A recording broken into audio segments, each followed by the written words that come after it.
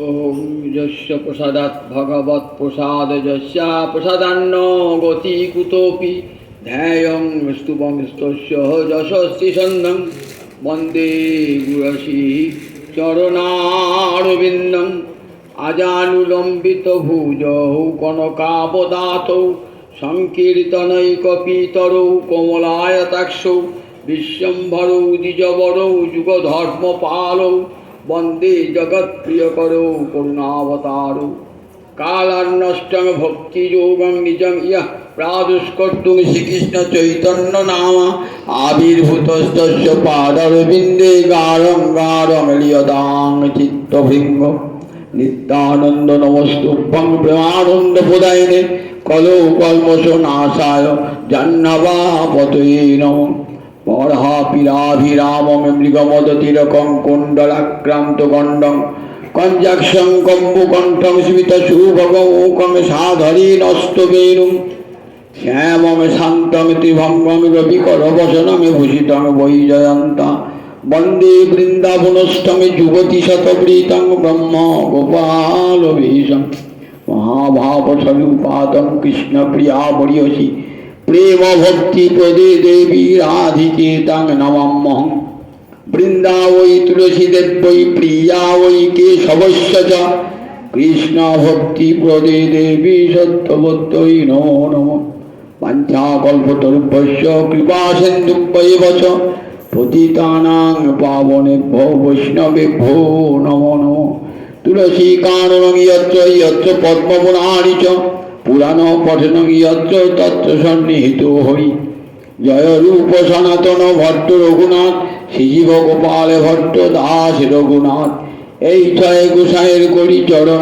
বন্দন যাহা হইতে বিঘ্ননাশ অভীষ্ট পূরণ নারায়ণমে নমস্কৃত নরং চৈব নরোত্তমং দেবীং সরস্বতীং ব্যাসং ততো জয়ং উদীরয়ে নমো ধর্মায় মহতে নমো কৃষ্ণায় বেদসে ब्राह्मणेभ्यो नमस्कृत्य धर्मान् वक्ष्ये सनातनं वन्देऽहं श्रीगुरो श्रीयुतपदकमलं श्रीगुरुं वैष्णवांश्च श्रीरूपां साग्रजातं सहगण रघुनाथान्वितं तं सजीवं साद्वैतं सावधूतं परिजनसहितं श्रीकृष्ण चैतन्यदेवं श्रीराधाकृष्णपादान् सहगण ललिता श्रीविशाखान्वितांश्च गुरवे गौरचन्द्राय राधिकायै तदालये कृष्णाय कृष्ण भक्ताय तद्भक्ताय नमो नमो दिनादो मुरारे निषादो मुरारे दिनार्थे मुरारे निषार्थे मुरारे दिनान्ते मुरारे निशान्ते मुरारे तमेक गतिर्न तमेक गतिर्न अनर्पित चरिंग चिराते करुणयावतीर्ण कलौ समर्पयतु उन्नत उज्ज्वल रसामि सभक्ति श्रियं हरिपुरत सुंदर दुति कदम्ब सन्दीपित सदा हृदय कंदरे सुरतूव शचीनंदन अद्वैत प्रकटीकृत नर हरिपृष्ठ स्वरूपप्रिय नित्यानंद सक सनातनवती श्रीरूपैत केतन लक्ष्मी प्राणपति गदाधर रसोल्लासी जगन्नाथभु सांग पांग सपार्षद सदतांग देव शचीनंदन संसार सिंधु तरणे हृदय में यदि स्यात् संकीर्तनामृतरसे रमते मनस्येत् प्रेमं बुधौ विहरणे यदि चित्तवृत्ति चैतन्य चंद चरणे शरणं प्रयातु हरे कृष्ण कृष्ण कृष्ण हरे हरे हरे राम राम राम हरे हरे निगम कल्पतरोर् गलितं फलं शुकमुखादि अमृत द्रव संयुतं पिबत भागवतं रसमालयं मुहुरहो रसिका भुवि भावुका नित्यानंद सहित गौरांग जय जय শুনিলে চৈতন্য কথা ভক্তি লভ্য হয় নিতাই গৌরী সীতানাথ প্রেমানন্দে একবারে হরি হরি বলো নিতাই গৌরী সীতানাথ প্রেমানন্দে একবার হরি হরি বলো নিতাই গৌরী সীতানাথ প্রেমানন্দে একবার হরি হরি বল। হইয়াছেন হবেন আমার মহাপ্রভুর যত দাস, সবার চরণ বন্দি দন্তে করি ঘাস। ভজ শ্রীকৃষ্ণ চৈতন্য প্রভু নিত্যানন্দ, শ্রী অদ্বৈত গদাধর শিবাসাদি গৌরী ভক্ত বৃন্দ। জয় তাই।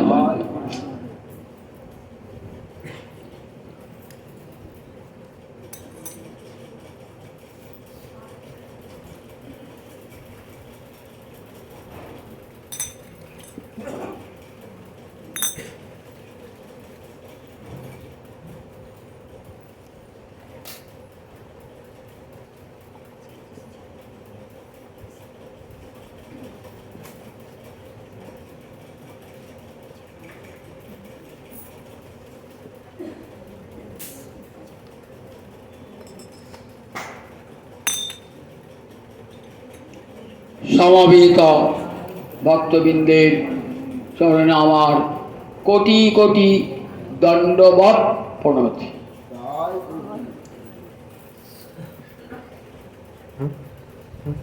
শ্রীল কবিরাজ গোস্বামী পণ্ডিত শ্রী চৈতন্য চরিতামৃতের মধ্যলিয়ার অন্তর্গত সনাতন শিক্ষার কথা আমরা শোনাচ্ছি। পূর্ণ কাশীধামে বসে মহাপ্রভু তার একান্ত প্রিয়জন বুদ্ধিতে যিনি বৃহস্পতি, সেই সনাতন গোস্বামী পাদকে উদ্দেশ্য করে বিশ্বের জীবকে সনাতন শিক্ষা, চিরঞ্জীবের চিরন্তন শিক্ষা দান করছে। চৈতন্য চৈতামৃতের নাম হলো সনাতন শিক্ষা। সবচেয়ে গুরুত্বপূর্ণ অংশ শ্রী চৈতন্য চৈতামৃতে এই সনাতন শিক্ষা। 4-5টা পরিচ্ছেদ ধরে বিস্তার করে বর্ণনা করেছেন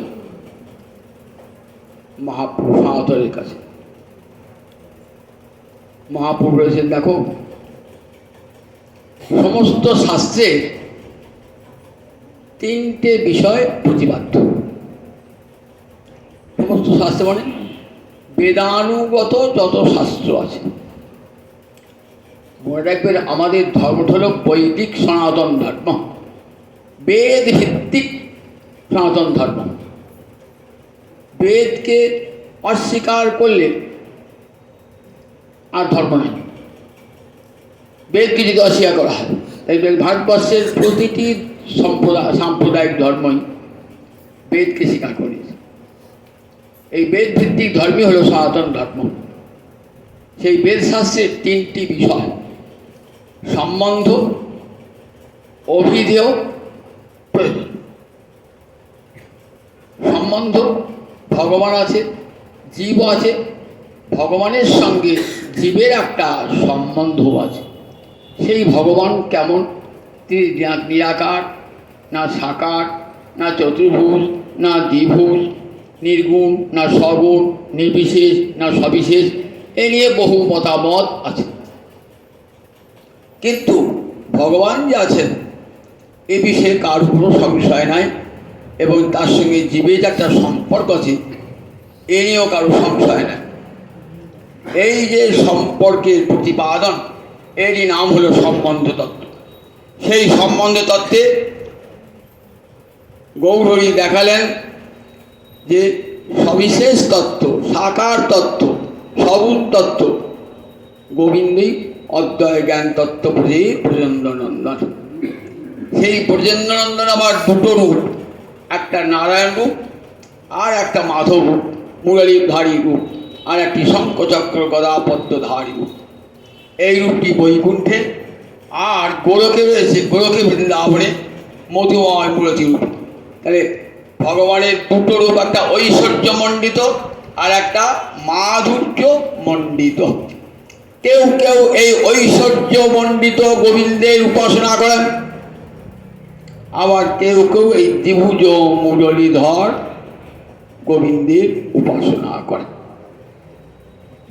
যারা রাগ পথের ভক্ত তারা এই দ্বিভুজ মুরলীধর, বৃন্দাবনের যে রূপটি নন্দনন্দন রূপ, রাধারানী সেবিত বিগ্রহ, সেই রাধা আলিঙ্গিত বিগ্রহ, এই রাধা মাধবকে সেবা করেন।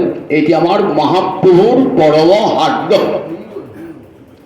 এটাই মহাপ্রভু জানিয়ে গেছেন জগৎ। এই দ্বিভুজ মুরলীধর রূপটি ভগবানের আসল রূপ। কৃষ্ণের যতে করিলাম সর্বোত্তম নরলীলা, নরবপু তাহার স্বরূপ, নরবপু তাহার স্বরূপ।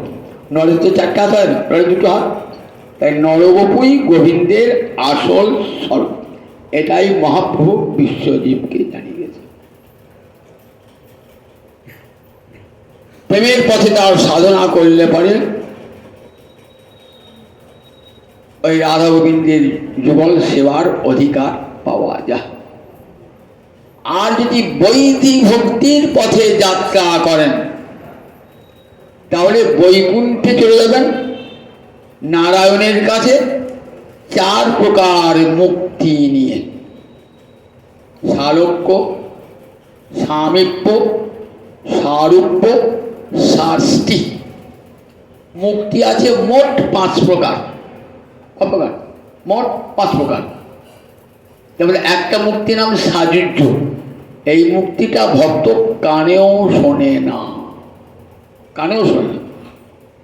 সাযুজ্য শুনিতে ভক্তের হয় ঘৃণা ভয়, নরক বাঞ্ছয়ে তবু সাযুজ্য না লয়। গোবিন্দ যদি কোনো ভক্তকে বলেন তোমাকে আমি সাযুজ্য মুক্তি দেবো না, বলবেন না ঠাকুর আমাকে নরকে দিও, সেও যাব, সাযুজ্য মুক্তি দিও না। ভগবান রামচন্দ্র হনুমানকে বললেন যে আমি তোমাকে সাযুজ্য মুক্তি দেবো। ঠাকুরটা কি? তাহলে তুই আমার সঙ্গে বিলীন হয়ে যাবে, সেবা পাবো তোমার না। সাযুজ্য মুক্তিতে সেবা নাই। বলে আমি চাই না, আমি আবার মানুষে আসবো, দাসে আসবো, যুগে যুগে তোমার সেবা করবো, আমার সবাই রামদাস। দেখেছেন তো, সাযুজ্য মুক্তি নিলেন না। ভাগবতেও দেখবেন এক ধার থেকে সমস্ত ভক্তগণ সাযুজ্য মুক্তি নেন না।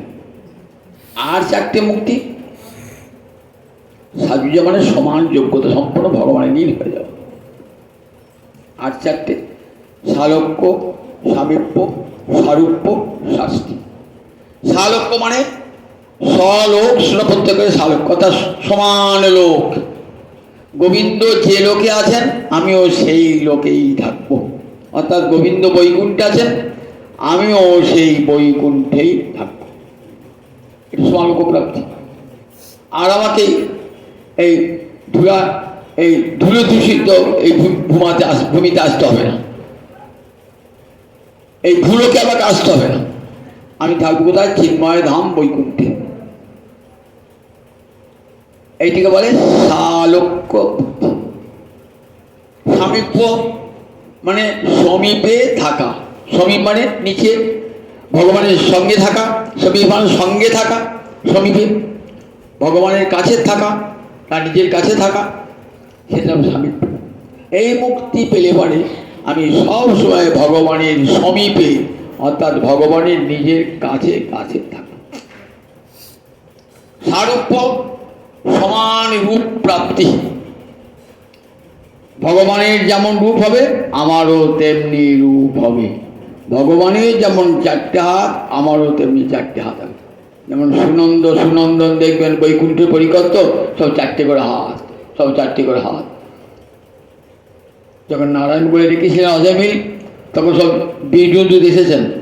জমদূতদা বলেন দেখলাম জানো 4টে করে হাত, এমন দূত এলো। এরা সব কি মুক্তি পেয়েছেন? সারূপ্য মুক্তি, সমান রূপ প্রাপ্তি। আর একটা শাস্তি, ঋষ্টি মানে ঐশ্বর্য, ভগবানের সমান ঐশ্বর্য লাভ হয়ে যায়, শুধু সৃষ্টি স্থিতি প্রলয় ছাড়া। এটা ভগবানের স্বরূপ। আমি মুক্তি পেলেও আমি কোনোদিন সৃষ্টি করতে পারবো না, কোনোদিন স্থিতি করতে পারবো না, ধ্বংস করতেও পারবো না। এটি ছাড়া ভগবানের আর যা যা ঐশ্বর্য শক্তি আছে আমারও তাই তাই হবে, পূর্ণ না হলেও কিছু কিছু অংশে হবে। একে বলে সার্সকি মুক্তি। তাই বোঝা গেল 5 প্রকার মুক্তি। তার মধ্যে সাজুর্য মুক্তিটা ভক্ত শোনে। এই 4টে মুক্তি কখন পাওয়া যায়? ভগবানকে বৈধি ভক্তিতে অর্চনা করলে এই 4টে মুক্তি পাওয়া যায়। সম্বন্ধ তত্ত্বে তাই ভগবানের 2টো রূপ, একটা তার ঐশ্বর্যমণ্ডিত রূপ। এই রূপটা যাদের ভালো লাগে তারা কি করে, তারা নারায়ণের, বিষ্ণুর উপাসক, রামচন্দ্রের উপাসক, তারা এই ঐশ্বর্য মার্গে, বৈধি মার্গে ভগবানের সেবা করে। তারাও বৈষ্ণব, কিন্তু তারা তাদের পথটা আলাদা, তারা প্রেমের পথে যায় না। তাদের পথ যাতে মুক্তি লাভ হয়। আর যে ভগবানের দ্বিভুজ মুরলীধর রূপ যেটি গোলকে রয়েছে, এইটি ভগবানের স্বরূপ। এটা কিন্তু বৈধি ভক্তিতে পাওয়া যাবে না। এটি কোন ভক্তিতে? রাগ ভক্তিতে, যেটি আমার মহাপ্রভুর পরম দান। এই রাগ ভক্তি আমার মহাপ্রভুর পূর্বে কেউ দান করেন নাই। তাই দেখবেন অনর্পিত চরিণী চিরাত করুণায়া অতীর্ণ কল সমর্পয়তুম উন্নত উজ্জ্বল রসাং স্বভক্তি শ্রিয়ং হরি পুরট সুন্দর দুটি কদম্ব সন্দীপিত সদা হৃদয় কন্দরে স্ফুরতু বহ শচীনন্দন। অনর্পিত চরিং চিরাত, অর্পিত চরি মানে যা পূর্বে দান করা হয়েছিল। চরক প্রত্যয়টা কখন হয়?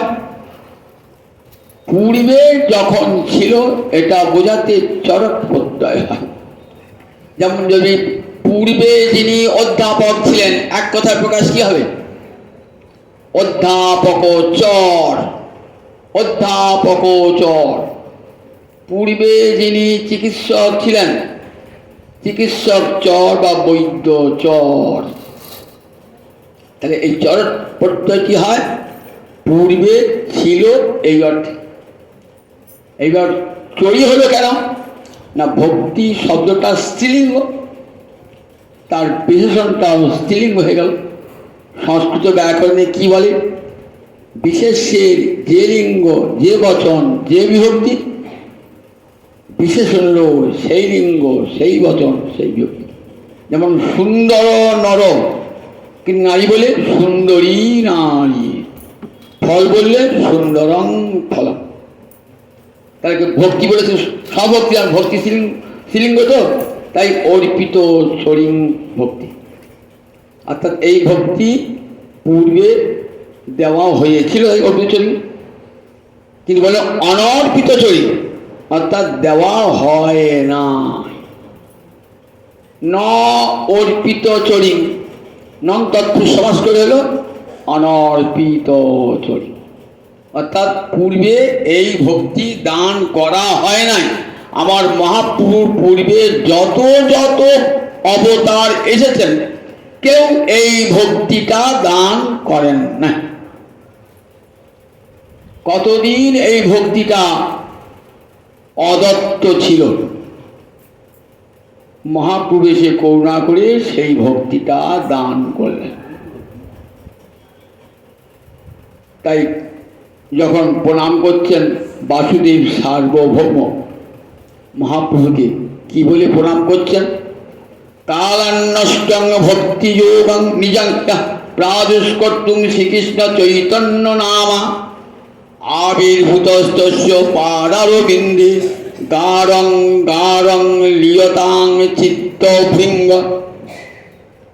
কালান্নষ্টং, কালাত যুক্ত নষ্টং, সন্ধিবদ্ধ পদ কালান্নষ্ট, কালাত যুক্ত নষ্ট। কালাত মানে কালক্রমেণ, হেত্য অর্থে পঞ্চমী বিভক্তি হয়েছে। কালের একটা প্রভাব থাকে, যখনই কোনো কাজ করবেন না সেই কালটা একটা প্রভাব থাকে। এখন কলিকাল চলছে তো, যে কোনো কাজ করবে দেখবেন একবার ত্রুটিমুক্ত হবে না। কেন হবে না? কালের একটা দুষ্ট প্রভাব আছে তো, কোনো কাজটা আপনি নিখুঁত করে করতে পারবেন না, শত চেষ্টা করলেন কিন্তু একটা তো খুঁত থেকে গেল, কলি তার প্রভাব বিস্তার করছে। তাই কাল আর নষ্ট, কালে কালে নষ্ট হয়ে গিয়েছিল, তাহলে নিশ্চয় এককালে ছিল। কালে কালে যখন নষ্ট হয়ে গেছে বলতো, তাহলে নিশ্চয় এককালে ছিল তো, তাই কালে কালে নষ্ট হয়ে গেছে। বলে হ্যাঁ, ভাগবতে আমরা দেখতে পাই। কি দেখতে পাই ভাগবতে? না, ভাগবতে দেখি ভগবান ব্রহ্মাকে বলছেন, কি বলছেন? কালে নষ্টা বাণীয়ং বেদ সংগীতা মায়াদৌ ব্রহ্মণে প্রক্তা যস্যাঙ্গে ধর্ম মদাত্মক। কালের বেদ সংগীতা অর্থাৎ বেদ সম্মত যে হরিভক্তি, সেটা কালেন নষ্ট, কালে কালে বিভিন্ন বক্তার মুখে অপব্যাখ্যাত হয়ে নষ্ট হয়ে গেছে। দীর্ঘদিন একটা কোনো জিনিস থাকলে নষ্ট হয়ে যায় না। একটা বড় ঝাঁ চকচকে বিল্ডিং করলেন, কালের তার প্রভাব হলো, আস্তে আস্তে আস্তে আস্তে দেখবেন বিল্ডিংটা কেমন দেখতে সুন্দর ছিল, কি হয়ে গেল বিল্ডিংটা। ঠিক দেখবেন এত সুন্দর ভক্তি ধর্মটা কালের নষ্টা পড়ে বেদ সংগীতা, তার বেদ সম্মত এই ভক্তি কালেন নষ্টা, কালক্রমে নষ্টা, কালক্রমে নষ্ট হয়ে গেছে। ময়া আদৌ ব্রহ্মণে প্রত্যা, জানো উদ্ধব, আমি ব্রহ্মাকে প্রথমেই বলেছিলাম এই ভক্তির কথা, যা বেদে আছে। কেমন সে ভক্তি?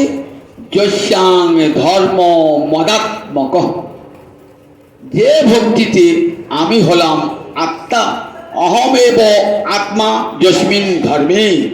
মদাত্মক ধর্ম মানে অহমেব আত্মা যস্মিন ধর্মে, অর্থাৎ যে ধর্মের আমি একমাত্র প্রাণ। কোন ধর্মের ভগবান প্রাণ বলুন দেখি? জ্ঞানও নয়, যোগেও নয়, যাজ্ঞিক কর্মও নয়, একমাত্র কৃষ্ণ ভক্তিতেই কৃষ্ণ একমাত্র প্রাণ। তাকে সন্তুষ্ট করবার জন্যই যা কিছু আরাধনা। আমার নিজের মুক্তি ভুক্তি পাওয়া নয়, কৃষ্ণই আমার লক্ষ্য। আমার প্রথম লক্ষ্য কৃষ্ণ, আমার অন্তিম লক্ষ্য কৃষ্ণ। তাই যস্যাং ধর্ম মদাত্মক, মদাত্মক শব্দের অর্থে অহমেব আত্মা যস্মিন ধর্মে, আমি আত্মা যে ধর্মে, সেই ধর্মের কথা বেদে লেখা ছিল। আমি সেই বেদবাণী ব্রহ্মাকে বলেছিলাম, ব্রহ্মা বা পরবর্তীকালে সেই বেদবাণী প্রচার করেছিলেন, কিন্তু কালের নষ্টা, কালে কালে নষ্ট হয়ে গেছে। আবার সেই কথাই বলছেন বাসুদেব সার্বভৌম, কালান্নষ্টং ভক্তি যোগং নিজং ইয়া প্রাদুষ্কর্তুং শ্রীকৃষ্ণ চৈতন্য নামা আবির্ভূতস্তস্য পাদারবিন্দে গারং গারং নিয়তাং চিত্তভিঙ্গ। তাহলে বুঝতে পারলেন গৌর হরির গানটা কেমন? যে ভক্তিযোগ একদিন কালার নষ্ট, কালে কালে নষ্ট হয়ে গেছে। কালার নষ্ট ভক্তিযোগ নিজম, নিজ বিষয়ক যে ভক্তিযোগ, অর্থাৎ যে ভক্তিটা গোবিন্দে অর্পিত হয়, তাই নিজম, সেই ভক্তিটা আবার কালে কালে নষ্ট হয়ে গেছিল। প্রাদেশ করত সেই ভক্তিটাকে আবার পুনরায় জগতে আবির্ভূত করাবার জন্যে। শ্রীকৃষ্ণ চৈতন্য নামা, এবার তুমি কি নাম ধারণ করে এলে? শ্রীকৃষ্ণ চৈতন্য নাম ধারণ করে এলে। কালান্নষ্টং ভক্তি যোগং নিজং ইয়ঃ প্রাদুষ্কর্তুং শ্রীকৃষ্ণ চৈতন্য নামা আবির্ভূতস্তস্য পাদারবিন্দে গারং গারং লিয়তাং চিত্তভৃঙ্গ। কে বলছে একবার দেখুন? জ্ঞানী শ্রেষ্ঠ বাসুদেব সার্বভৌম, যে জ্ঞান ছাড়া ভক্তিকে স্বীকারই করতেন না, সবাইকে নির্বিশেষ ব্রহ্মের কথা বর্ণনা করতেন, নিরাকার ব্রহ্মের উপদেশ দান করতেন যে বাসুদেব সার্বভৌম। বলছেন ব্রহ্মের কোনো রূপ নাই, তার কোনো আকার নাই, তার কোনো বিগ্রহ নাই, তার কোনো লীলা নাই, তার কোনো ধাম নাই, তার কোনো কৃপা নাই। এটা কারা বলে?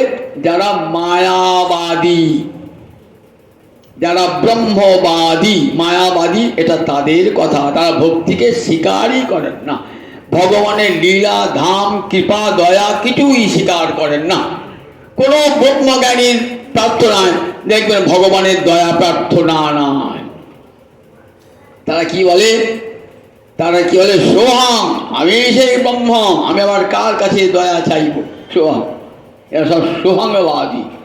আর ভক্ত উল্টো, দাসোহম, আমি তোমার দাস, দাসোহমে দাসোহম।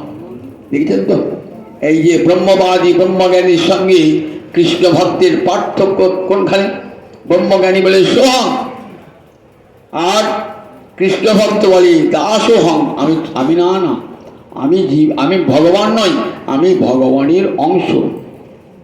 গীতা বলেছেন জীব ভগবানের অংশ, মমই বাংশ। গীতায় ভগবান জীব বলছেন মমই বাংশ জীব লোকে। তাই ভগবান ভগবানের অংশ, জীব অংশ হলেই তো ভক্তি আসবে, নইলে ভক্তি আসবে? দাস হলেই তো ভক্তি হয়। আমি যে বলি আমি কৃষ্ণ হয়ে গেছি, আমি গৌর হরি, তাহলে আমি আবার কাকে ভক্তি করবো? আমার গৌরকে ভক্তি করবো? আমি গৌর হরির দাস, চরণের দাস, আমি রাধা মাধবের চরণের দাস বললে তো ভক্তি আসবে। তাই কালান্নষ্টং ভক্তি যোগং নিজং ইয়া প্রাদুষ্কর্তুং শ্রীকৃষ্ণ চৈতন্য নামা। সেই শ্রীকৃষ্ণ এবার এলেন কি নাম ধরে? শ্রীকৃষ্ণ চৈতন্য নামা। আবির্ভূতস্তস্য পাদারবিন্দে, তার চরণ কমলে, অরবিন্দ মানে পদ্ম, পাদারবিন্দ মানে চরণ কমল। লিয়তাং চিত্ত ভৃঙ্গ, বৃঙ্গ মানে ভ্রমর, আমার মন ভ্রমর গৌর হরির চরণ কমলে লীন হয়ে যায়। লিয়তাং মানে লীন হয়ে যায়। ভ্রমর যেমন মধু খেতে খেতে পদ্মে লীন হয়ে যায়, তোমার চরণ কমলের মধু খেতে খেতে আমার চিত্তটা লীন হয়ে যাক তোমার চরণ। লিয়তাং চিত্ত। তাহলে খুব সম্বন্ধ তত্ত্বে আগে শুনেছি ভগবানের এই মাধুর্য পণ্ডিত রূপের কথা। চতুর্বিধ মাধুর্য, বেণু মাধুর্য, রূপ মাধুর্য, প্রেম মাধুর্য, লীলা মাধুর্য, এ মাধুর্য নাহি নারায়ণে। নারায়ণ আর কৃষ্ণের কি তফাৎ বলে দিয়েছি। নারায়ণের হাতে কি থাকে? শঙ্খ চক্র গদা পদ্ম। নারায়ণে কটা হাত? চারটে হাত। নারায়ণ থাকে কোথায়? বৈকুণ্ঠে। নারায়ণের পাশে কে থাকে? লক্ষ্মী দেবী। আর গোলকে কে থাকেন? গোলকে থাকেন গোবিন্দ। তার হাত কটা? দুটো হাত। তার হাতে শঙ্খচক্র গদাপদ্ম থাকে না, হাতে মোহন মুরলী থাকে। বাম পাশে কে থাকে? বাম পাশে থাকে রাধারানী, মহালক্ষ্মী স্বরূপিণী রাধারানী থাকে। সঙ্গে থাকে কারা? গোপ গোপী থাকে, গোপ গোপী। আর কে থাকে? ওই গোবৎস গাভিয়া শ্যামলী ধবলী থাকে। বুঝতে পারলেন দুটো তত্ত্ব? নারায়ণ আর কৃষ্ণ একই, শুধু চারটে মাধুর্য নারায়ণায়, এই চারটে মাধুর্য গোবিন্দে আছে। নারায়ণ আর কৃষ্ণ একই তত্ত্ব। নারায়ণের চারটে মাধুর্য নাই, কিন্তু গোবিন্দে চারটে মাধুর্য আছে। এই মাধুর্য তত্ত্বই সম্বন্ধ তত্ত্ব। এই যে দীর্ঘদিন আপনাদের শুনিয়েছি না, এটা সার কথা হলো এই গোবিন্দই আরাধ্য ভগবান ব্রজেশ তনয়। মহাপ্রভুর হার্দ কি, অর্থাৎ মহাপ্রভু কি চেয়েছিলেন? বললেন আরাধ্য ভগবান ব্রজেশ তনয়। তোমাদের আরাধনার সামগ্রী হবে কে? না ব্রজেশ তনয়। ব্রজেশ মানে ব্রজের ঈশ্বর নন্দ মহারাজ, তার তনয় মানে তার পুত্র। গোবিন্দ হবেন তোমাদের আরাধ্য দেবতা। বসুদেব তনয় বলেন নাই, ব্রজেশ তনয়, অর্থাৎ নন্দনন্দন হবে। বসুদেব তনয় বলি নারায়ণ মূর্তি কাছে আসবে। আর যখনই বললেন আপনি যশোদানন্দন নন্দনন্দন, তখনই দ্বিভুজ মুরলীধর গোপবেশ বেণুগর রূপটি আসবে। যারা গৌর হরির পথে অনুগমন করেন, তাদের কাছে আরাধ্য কোনটা? ওই কুরুক্ষেত্রের কৃষ্ণ, ওই মথুরার কৃষ্ণ, ওই দ্বারকার কৃষ্ণ? বলে না, ব্রজের কৃষ্ণ, আরাধ্য ভগবান ব্রজে সৌতান। কোথায় থাকে গো এই নন্দন? বলেন তদ্ধাম বৃন্দাবন। তিনি থাকেন কোথায়? বৃন্দাবনে। বৈকুণ্ঠে নন, অযোধ্যায় নন, তিনি থাকেন বৃন্দাবনে, সবসময় বিরাজমান বৃন্দাবনে। তাহলে এই বৃন্দাবনে আপনি যখন সাধক দিয়ে ভগবানকে চিন্তা করবেন, তখন কি বৈকুণ্ঠে চিন্তা করবেন নাকি? চিন্তা করে আমি বৃন্দাবনে আছি, বৃন্দাবনে আমার ধাম, গুরুদেব এই ধাম দিয়েছে আমাকে, বৃন্দাবন আমার ধাম। এই গোলকপতি গোবিন্দ নন্দনন্দনী আমার আরাধ্য। রম্মা কাচিত উপাসনা ব্রজবধূ বর্গে রজা কল্পিতা। আচ্ছা, কি উপাসনা করবো তাকে? রম্মা কাচিত উপাসনা। কোন উপাসনায় ভগবান সন্তুষ্ট হবেন? ব্রজবধূ বর্গে ন যা কল্পিতা। ব্রজবধূরা যে ভক্তি রচনা করেছিলেন, অর্থাৎ সেই প্রেম সেবায় ভগবানকে তুষ্ট করতে পারেন। যদি ওই ব্রজের ঠাকুরকে পেতে যাও, তাহলে ওই ব্রজবধূদের, ব্রজ গোপীদের পদাঙ্ক অনুসরণ করে রাধা মাধবকে ভালোবাসা। রম্মা কাচিত উপাসনা ব্রজবধূ বর্গেন যা কল্পিতা। ব্রজবধূগণ যে ভক্তের প্রেমা পুমর্থ মহান। আচ্ছা, এই ধর্মে কি চাওয়া পাওয়া আছে? স্বর্গ, মুক্তি, দেবলোক, সত্যলোক, ব্রহ্মলোক? না, প্রেমা পরম পুমার্থ। প্রেম একমাত্র পরম পুরুষার্থ। কেন? বলে প্রেম ছাড়া কৃষ্ণ সেবা হবে না। তাই এই ধর্মে একমাত্র প্রার্থনীয় বস্তু হল আমার যেন কৃষ্ণ প্রেম লাভ হয়। প্রেমটা কৃষ্ণ ভক্তির চূড়ান্ত রূপ, তার নাম প্রেম। ভক্তি যখন সাধন অবস্থায় থাকে তখন তার নাম হয় ভক্তি, পাকিয়ে হয় প্রেম ভক্তি। নট্টু ঠাকুরের প্রেম ভক্তি দিকে বলেন, সাধনে যাহা সাধন ভক্তি, পাকিয়ে হয় প্রেম ভক্তি। কাঁচা অবস্থায় যখন আম রয়েছে আর পাকা অবস্থায় যেমন রয়েছে, যখন সাধন করছেন তখন কেমন ভক্তি, তখন তার নাম সাধন ভক্তি। ভজন করতে করতে করতে করতে যখন চরমে উঠলেন, তখন সেটি পাকা হয়ে গেল, পাকিয়ে গেছে প্রেম ভক্তি। এই প্রেম ভক্তিতেই যারা গৌরহরি, গৌরীয় বৈষ্ণব যারা গৌরহরির মতাদর্শকে গ্রহণ করেছেন, তারা জানেই প্রেম ভক্তি। এটা কাদের দান? এটা ব্রজবধূ বর্গেন যা কল্পিতা। বৃন্দাবনের ব্রজরামাগণ যে ভক্তির পথ রচনা করে দিয়ে গেছেন, যদি ওই রাধা গোবিন্দের যুগল সেবা পেতে চাও, তাহলে গোপীদের পথ অনুসরণ করে যেতে হবে।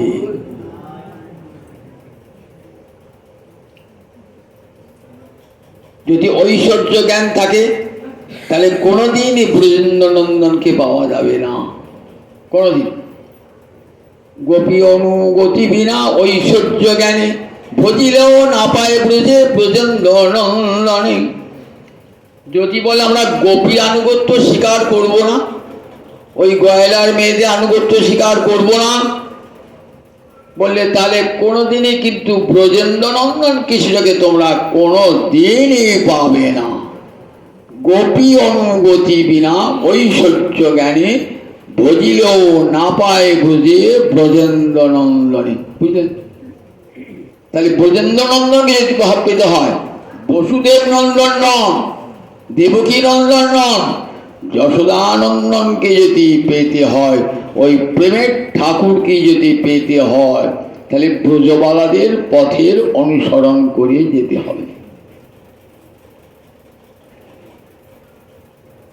তাই প্রেমা প্রবর্তন প্রমাণ।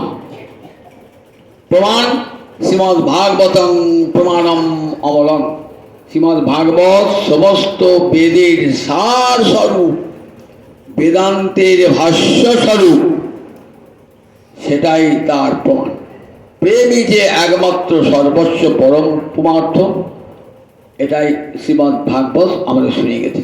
তাই প্রমাণ হলো প্রেমা পুমর্থ মহা, শ্রীমদ্ ভাগবতম প্রমাণম অমলম তত্রাদর, তাতেই একমাত্র আদর পোষণ করবে, না পড়ো অন্য নয়। যদি ভজন নিষ্ঠা থাকে, যদি রাধা গোবিন্দের যুগল সেবা লাভ করবার অন্তরে ইচ্ছা জাগ্রত হয়, গোপী দেহ লাভ করি আহিরি গোপের ঘরে, কবে আমার জন্ম হবে, এই ভাবনা যদি অন্তরে জাগ্রত হয়, তাহলে গোপী পদাঙ্ক অনুসরণ করি আমার মহাপ্রভুর পদ অনুসরণ করে যেতে। তাই কালে কালে যে ভক্তি নষ্ট হয়ে গেছিল, এই ভক্তি দান করবার জন্য আমার গৌরাঙ্গ হরি এলেন। কোন ভক্তি দান করলেন দেখুন, অনর্পিত চরিং চিরাত করুণা বতিদ্র করুন। এই ভক্তি কিন্তু ব্রহ্মাদি দেবগণ চাইছেন, কিন্তু পান নাই। আমরা উদ্ধব সন্দেশ পড়বেন ভাগবতী, সেখানে দেখবেন গোপীগণকে বলছেন, উদ্ধব হে ব্রজদেবীগণ, কোটি কোটি যোগী বিশ্বে তারা চান তোমাদের প্রেমের কণা, কোটি কোটি জ্ঞানী চান তোমাদের প্রেমের একটু কণা, কোটি কোটি মুনি ঋষি চান তোমাদের একটু প্রেমের কণা। তাহলে বোঝা যায়, দেখুন জ্ঞানী ঋষি যোগী তারা জানতে পেরেছেন যে ব্রজপ্রেম এত উঁচুতে, সেই প্রেমটা নাগাল ব্রহ্মাদি দেবগণ পাচ্ছেন না। তাহলে ব্রহ্মাদি দেবগণ যে প্রেমের নাগাল পান না, সেই প্রেমটা দান করেছিল আমার মহাপুরু কলিহত জীবকে। তাহলে বুঝার পর দেখুন যে গৌরাঙ্গ হরি কত বড় দাতা, তার দানটা কেমন। ব্রহ্মাণ্ড দুর্লভ প্রেম দিতেছেন যাচিয়া, নিতাই গুণমণি আমার নিতাই গুণমণি, আনিয়া প্রেমের বন্যা ভাসালো রবণী, প্রেমের বন্যা লইয়া নিতাই আইলা গৌর দেশে, ডুবিল ভকত গণ দিনহীন ভাসি, পতিত পামর নিতাই আমার কভু নাহি বাছি, ব্রহ্মার দুর্লভ প্রেম সবাকারে যাচ্ছে। এগুলি ভালো করে অর্থ বুঝতে পারবেন যে আমার মহাপ্রভুর দানটা কত বড়।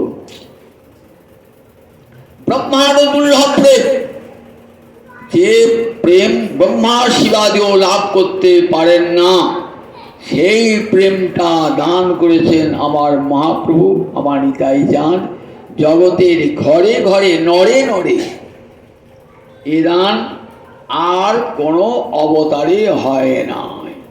তাই অনর্পিত চরিত্রা যারা শাস্ত্রজ্ঞ, শাস্ত্র পড়েন নিয়মিত, তারা জানেন যে মহাপ্রভুর দানটা কত বড়। অন্য কোনো অবতারের সঙ্গে আমার মহাপ্রভুর তুলনা করো না। এত বড় দান, জগতে কত কত অবতার এসেছেন, কিন্তু এ দান দেন নাই। কলির জীব যে কোনো মতেই পাবার যোগ্য নয়, যে কলির জীব অধমাধম কলির জীব। কেমন দেখুন, চারটে জাত আছে, ব্রাহ্মণ ক্ষত্রিয় বৈশ্য শূদ্র আছে, আগে ব্রহ্মচর্য গারস্থ মানব পোষণের চারটে ধর্ম যে কোনো প্রকারে আছে। কিন্তু দেখেছেন কোথাও কৃষ্ণ ভক্তির লেশ মাত্র আছে? কৃষ্ণ ভক্তির লেশ মাত্র। কৃষ্ণ ভক্তি তো দূরের কথা, ব্রাহ্মণের ছেলের উপনয়ন হয় দেখেছেন তো? এই উপনয়নে কি মন্ত্র দেওয়া হয়? গায়ত্রী মন্ত্র, বেদের সর্বশ্রেষ্ঠ মন্ত্র গায়ত্রী মন্ত্র ব্রাহ্মণ সন্তানের কানে দিয়ে দেওয়া হয়। উপনয়ন মানে, উপমানে শ্রমিকে, নয়ন মানে নিয়ে যাওয়া। কোথায় নিয়ে যায়? ব্রহ্মবিদ্যার কাছে নিয়ে গেল এই উপনয়ন হওয়ার পর। তাহলে কত বড় সৌভাগ্য সে লাভ করেছে। ব্রাহ্মণ কুলে জন্ম গ্রহণ করে আচার্য তার কর্ণে বেদ মন্ত্র দান করেছেন। যে বেদ মন্ত্র লাভ করে সে ব্রহ্মবিদ্যার সমীপে উপস্থিত হবে। সেই ব্রাহ্মণের ছেলেকে জিজ্ঞাসা করুন, হ্যাঁ রে গায়ত্রী মন্ত্র জপিস? গায়ত্রী মন্ত্রের অর্থটা জানিস? সকাল সন্ধ্যা গায়ত্রী মন্ত্র কবার করে জপ করতে হয় বল দেখিনি? ওসব জানি না, ওসব জানি না। দেখুন, তাহলে যে বর্ণটা সব বর্ণের সেরা, সেই যে বর্ণটা অপর বর্ণকে পথ দেখাবে, সেই বর্ণটাই নষ্ট হয়ে গেছে। তাহলে আর মানুষ পাবে কি? সমাজ কি পাবে? সমাজ কি আর পাবে না। ব্রাহ্মণের ছেলে তার নিজের গায়ত্রী মন্ত্রটা পর্যন্ত জানে না। প্রতিদিন ব্রাহ্মণ সন্তানের বেদ পাঠ করা অবশ্য কর্তব্য। আমি বেদ করি না, গায়ত্রী মন্ত্রের অর্থ জানি না, বইতেটা গায়ে ঝুলিয়ে রেখে দিয়েছি, আর ব্রাহ্মণ বলে অহংকার করছি। অবেদ্য অন্ন ভোজন করছি, যা যবনান্ন তাই গ্রহণ করছি, যা যবনের খাদ্য গ্রহণ করছি, আর মুখে অহংকার করছি। জানো আমি চাটুর্যে বাণিজ্যে মুকুজ্যে কত উঁচু জাতি শ্রেণী ব্রাহ্মণ, জানো? কিসে তোমার কৌলীন্য? কিসে? তুমি তো মুসলমানের অধম, যবনের অধম, যবনের অন্ন গ্রহণ করছো। তুমি গায়ত্রী করে জপ করো না, ব্রাহ্মণ হয়ে বেদমন্ত্র পাঠ করো না, অথচ ব্রাহ্মণের গল্প করছো। ব্রহ্মসূত্রেণ গর্বিত, ব্রহ্মতত্ত্ব ন জানাতি ব্রহ্মসূত্রেণ গর্বিত। ব্রহ্মতত্ত্বই জানে না, আর ব্রহ্মসূত্র গলায় দিয়ে গর্ব। কলিকালে এটা হবে, কলিকালে এটা হবে। আপন আপন সমস্ত বর্ণ, ক্ষত্রিয় তার ক্ষাত্র ধর্ম ভুলে যাবে, ক্ষত্রিয়, বৈশ্য তার বৈশ্য ধর্ম ভুলে যাবে, শূদ্র তার শূদ্র ধর্ম ভুলে যাবে, ব্রহ্মচারী তার ব্রহ্মচর্য ভুলে যাবে। নামমাত্র ব্রহ্মচর্য, লোকের কাছে ভাবে আমি ব্রহ্মচারী, অথচ দেখবেন ব্রহ্মচারী হয়েও আমাদের মতো সংসারের লোকের সঙ্গে ঘোরাফেরা করছে। সেখানে বলছে অমুক ব্রহ্মচারী নাম। ব্রহ্মচারী তুমি থাকবে কোথায়? তার ব্রহ্মে বিচরণ করবে সবসময়। ব্রহ্মচারী কাকে বলে? যে সবসময় ব্রহ্মে বিচরণ করে, তাকে বলে ব্রহ্মচারী। তুমি কোথায় বিচরণ করছো? নিজের সংসারের মধ্যে বিচরণ করছো, বাবা ভাই মা বোনের মধ্যে বিচরণ করছো, সংসারে দুটো পয়সা ব্যয় করবার জন্য। কিছু তুমি ব্রহ্মচারী। দেখুন, ব্রহ্মচারী গার্হস্থ মানব গার্হস্থ গিয়ে থাকি আমরা, গার্হস্থের কিছু কিছু ধর্ম মানতে হয়, আমরা মানি। গিয়ে থেকে গৃহস্থের যে ধর্ম মানি না, করতে পারি, খাই দাই, পরিবার ভোগ সুখে থাকো। মানবপ্রস্থ বোন তো নাই, এই মানবপ্রস্থ নাই। সন্ন্যাসী আছে কলিকালে, মেলা সন্ন্যাসী, কিন্তু আমি সন্ন্যাসী বলে সন্ন্যাসীর আচার নাই, ধর্ম নাই, সন্ন্যাসীর পোশাক সর্বস্ব হয়ে গেছে। পোশাকটি, এই পোশাকটি পরলেই খুব দাম তো। ও বাবা সন্ন্যাসী, উনি থাকেন হিমালয়ের পাহাড়ে থাকেন বাবা, বিরাট জটা সন্ন্যাসী, বাপ রে বাপ সন্ন্যাসী। দেখবেন সে সন্ন্যাসী মুখে একবারও কিছু নাম উচ্চারণ করে না। তাহলে দেখুন, এই কলিকালে এগুলো সব হয়েছে কলিকালে। কালের প্রভাব বলেছি না, কাল আর নষ্ট, কালে কালে এই কালের একটা প্রভাব, এগুলি সব পড়বে। তাহলে ব্রহ্মা দেখুন, এই যে কলিকাল, অধর্ম কলিকাল, যে কলিকালে মানুষ তার আপন আপন বর্ণাশ্রম ধর্মই ভুলে গেছে, সেই কলিকালে আমার মহাপ্রভু দিলেন ব্রহ্মার দুর্লভ প্রেম দিতেছেন যাচিয়া। ঘরে ঘরে নরে নরে দিলেন আমার মহাপ্রভু। হরে কৃষ্ণ কৃষ্ণ কৃষ্ণ হরে হরে, হরে রাম রাম রাম হরে হরে। এটা তো বেদ মন্ত্র, এটা তো বেদ মন্ত্র। অনেকে তো জানেন না, এটা বেদ মন্ত্র। কলিসন্ত্রণ উপনিষদে ব্রহ্মা বলছেন নারদকে, কলিকালে জীবের মুক্তি কেমন করে হবে? তখন এই সরনাম বত্তি শক্কর, হরে কৃষ্ণ কৃষ্ণ কৃষ্ণ হরে হরে, হরে রাম রাম রাম হরে হরে ইতি নাম না। কোনো কোনো উপনিষদে দেখা যায় হরে রামটা আগে আছে, হরে রাম রাম রাম হরে হরে, হরে কৃষ্ণ কৃষ্ণ কৃষ্ণ হরে হরে। তাতে কোনো ক্ষতি নেই, আগেই থাকো পরেই থাকো। আবার অন্যান্য পুরাণে কিন্তু আগে হরে কৃষ্ণ আছে, পরে হরে রাম আছে। তাহলে বেদ মন্ত্র দিয়ে গেলেন সকলকে। যে বেদ মন্ত্রের অধিকারী নয় তাকেও, যেটা চাঁড়ালো, যে অতি নিচু শ্রেণীর মানুষ, তাকেও বললেন তুই বল হরে কৃষ্ণ কৃষ্ণ কৃষ্ণ হরে হরে, হরে রাম রাম রাম হরে হরে। তাহলে একবার বুঝে দেখুন কত বড় দান আমার মহাপ্রভুর দান। যে বেদমন্ত্র উপবেদ ধারণ না করলে বলা যায় না, সেই বেদমন্ত্র দান করলেন আমার মহাপ্রভু, কলিজীবের দাঁড়ে দাঁড়ে দিয়ে গেলেন। এবং যা বেদগোপ্য ধর্ম, যার বেদভী ধর্ম, হরিভক্তির ধর্ম, সেই ধর্ম দান করলেন। কালে কালে যে ভক্তি ধর্ম নষ্ট হয়ে গিয়েছিল, সেই ভক্তি ধর্ম আবার পুনরায় প্রাদুষ করতুম কালান্নষ্টং ভক্তি যোগং নিজং ইয়া প্রাদুষ করতুম শ্রীকৃষ্ণ চৈতন্য নামা আবির্ভূতস্তস্য পাদারবিন্দে গারং গারং লিয়তাং চিত্তভিন্ন। কথাটি কার? বাসুদেব সার্বভৌম নবদ্বীপের পণ্ডিত মহেশ্বর বিশারদের পুত্র। সমস্ত ন্যায়টা কণ্ঠে মুখস্থ করে নিয়ে চলে এসেছিল, মুখস্থ ন্যায়শাস্ত্র। মিথিলার সঙ্গে তখন নবদ্বীপের প্রতিদ্বন্দ্বিতা। লেখাপড়ায় মিথিলা বড় না নবদ্বীপ বড় না কাশ্মীর বড়? এই তিনটে জায়গা পণ্ডিতের, একটা কাশ্মীর, একটা মিথিলা আর একটা নবদ্বীপ। তিন জায়গায় পণ্ডিতদের প্রতিদ্বন্দ্বিতা। তার মধ্যে মিথিলায় ন্যায়শাস্ত্র শেখা, নব্য ন্যায়, ন্যায়ের আবার ভাগ আছে নব্য ন্যায়, এটি তখন নবদ্বীপও আসে। নব্য ন্যায় শেখাচ্ছেন মিথিলার যে বেদজ্ঞ ব্রাহ্মণ ন্যায়শাস্ত্রজ্ঞ নৈয়ায়িক, তিনি এমন বলছে, দেখো বই নকল করতে দেবো না, এখানে পড়বে এখানে থাকবে, বই নকল করতে হবে না, কারণ এখানকার এই ন্যায়শাস্ত্র যেন নবদ্বীপ অন্য কোথাও না যায়। তখন তিনি অধ্যাপক এটা করতেন, কারণ তাহলে মিথিলার সমান আর থাকবে না, যারা এসে পড়বে এখানে পড়ো, কিন্তু এখানকার ন্যায় বই লিখে দিতে পারবে না। তখন এই বাসুদেব সার্বভৌম কণ্ঠে মুখস্থ করে এনেছে, মুখস্থ করে, দেখুন কত বড় পণ্ডিত, কণ্ঠে মুখস্থ করে এনে নবদ্বীপে ন্যায়শাস্ত্রের নব্য ন্যায় পড়িয়েছিলেন এই বাসুদেব সার্বভৌম। সেই বাসুদেব সার্বভৌম তাকে নিয়ে গেলেন তখন একমাত্র হিন্দু রাজ্য উড়িষ্যা। উড়িষ্যার রাজা প্রতাপরুদ্র নিয়ে গেলেন, যে সারা ভারতবর্ষে এত বড় পণ্ডিত নাই, বলেন তুমি আমার সভা পণ্ডিত হয়ে থাকবে। তিনি সেখানে কি উপদেশ দিতেন? হাজার হাজার ছাত্র তার সোহং মন্ত্র, আমি সেই, দেখো জীব মাতৃ ব্রহ্ম, এই গান দিতেন সব ছাত্রকে। মহাপ্রভু প্রথম সাক্ষাৎ হলো, বললে দেখো তুমি বেদান্ত পড়ো, এই নাচা গানা করে হবে ধর্ম হয় না, নাচ গান করে ধর্ম হয় না, তাই বুঝি? বেশ বেশ, আমাকে আমাকে আমার শিক্ষা দেন, আমি তো ছাত্র প্রাণ সন্তান তুল্য। তো 7 দিন ধরে বেদান্ত ব্যাখ্যা দিচ্ছেন। বেদান্ত একটা দর্শনের নাম, একে বলে ব্রহ্মসূত্র, ব্রহ্মতত্ত্ব সূত্রিত আকারে আছে বলে এর নাম ব্রহ্মসূত্র। সেটি ব্যাখ্যা করছেন।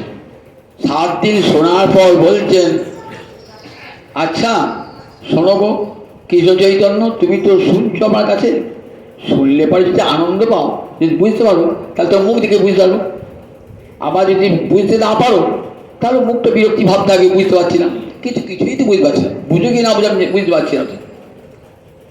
তারপর 7 দিন বাদ ওই কৃষ্ণ চৈতন্যে মুক্তি ফুটলো, বলি সূত্রগুলো বুঝতে পারছি, আমরা ব্যাখ্যা বুঝতে পারছি না। হ্যাঁ, আমার ব্যাখ্যা বুঝতে পারছি না। হাজার হাজার শিষ্যমান বলছে, দেখো ব্রহ্মসূত্র কেমন নির্মল সূর্যের ন্যায়, আর তোমার ভাষ্যটা কালো মেঘ সূর্যটাকে ঢেকে দিচ্ছে। অবাক হয়ে গেলেন, এইটুকু ছেলের মুখে, 24 বছর একটা ছেলে, সে কিনা আমার দুগ্ধবর্ষ শিশু, সে বলছে কিনা আমরা ভাষ্য কালো মেঘ ঢেকে দিল। কি ব্যাখ্যা করো দেখি? বলছে ঠিক পাগলাম, ব্যাখ্যা করি। একটির পর একটি ব্যাখ্যা করছেন। মহাপ্রভু স্তম্ভিত হয়ে গেছে, স্তম্ভিত হয়ে গেছে, স্তম্ভিত হয়ে শেষকালে বললেন, আচ্ছা শুনে মুক্ত হলাম। এইবার মহাপ্রভু দিনাতিহীন হয়, এই তর্কে হারিয়েছেন বলে, পাণ্ডিত্য হিমান চূর্ণ হয়ে গেছে বলে, তার জন্য মহাপ্রভু কোনো উল্লাস হয় না। মহাপ্রভু দিনাতিহীন হাতে বলতে, হ্যাঁ আপনি এত বিশ্বের সেরা পণ্ডিত, আপনার মুখে শুনতে চাই ভাগবত একটা শ্লোকের ব্যাখ্যা। আত্মা রামাস্য মুনয় নির্গ্রন্থি উরুকবি কুর্বন্ত অহৈত ভক্তিম ইত্যমুত গুণবি। এইটার ব্যাখ্যা শুনিয়ে দেন আমার কাছে। বেশ শোনাও। তখন অহংকার যায় নাই, তখন অহংকার যায় নাই। এই রকমই 9 রকম ব্যাখ্যা করলাম, এর বাইরে ব্যাখ্যা না। তোমার কিছু বক্তব্য আছে? প্রভু যদি আদেশ করেন তাহলে বলতে পারি। সেই 9টি ব্যাখ্যা বাদ দিয়ে 18টি ব্যাখ্যা করলেন। তখন চমৎকৃত হয়ে গৌরহরির চরণে পড়লেন, গৌরহরি সর্বভুজ মূর্তি দর্শন করলেন। আর তখনই বলেছিলেন, কাল আর নষ্টাঙ্গ ভক্তি যোগং নিজং ইয়ঃ প্রাদুষ কর্তুং শ্রীকৃষ্ণ চৈতন্য নামা আবির্ভূতস্তস্য পাদারবিন্দে গারং গারং লিয়তাং চিত্তভিন্ন।